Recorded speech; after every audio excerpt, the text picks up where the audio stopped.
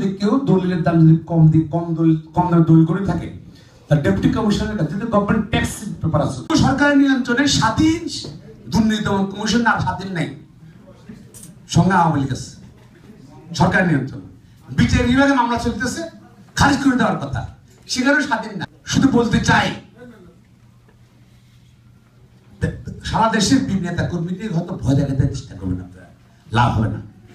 বাংলাদেশে মামলা করে কোন গণতান্ত্রিক আন্দোলন থামানো যায় না, জানে তাহলে মরম শেখ মুজিবুর রহমান ৭৮ হাজার মামলা দিতে সাজা হতো, কিন্তু তাকে করে শেখ মুজিবকে বাংলাদেশের আন্দোলন করতে পক্ষে, দেশ স্বাধীন করতে, দেশের পক্ষে আন্দোলন করতে কিন্তু কেউ বাধা দিতে পারে নাই, লাভ আনে। বেগম খালেদা জিয়া ইনশাআল্লাহ পারবে না, তারেক রহমান পারবে না।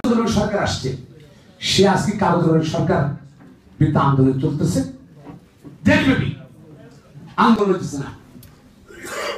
প্রথমত আমি মনে করি বিএনপি পাশে নির্বাচন বর্জন সঠিক ছিল, কারণ আমরা পরবর্তী পর্যায়ে নির্বাচন গিয়েছি, তাহলে আমরা এসব বিস্তৃত হতে পারি, সরকার তারা বৈধতা পাই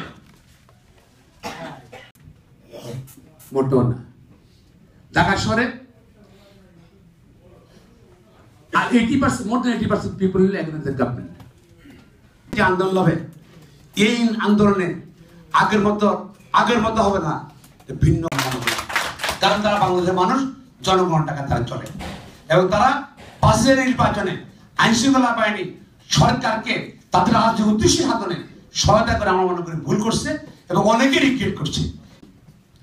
ইনশাআল্লাহ আমরা বাংলাদেশে আন্দোলন শেষ পর্যায়ে চলে আসছে। আপনারা যারা বাইরে আছেন, আপনারা, আমি ব্যক্তিগত হব, আমার দল মনে করে যে স্বৈরাচার, দুর্নীতিবাজ, ফ্যাসিবাদ এই সরকারের পতনের জন্য, নতুন নির্বাচনের জন্য আপনারা সহায়তা করবেন এই আশা ব্যক্ত করে যুবদলকে, যুবদলকে তারা হঠাৎ করে আমাদের একজন নিবেদিত প্রাণ নেতা, যিনি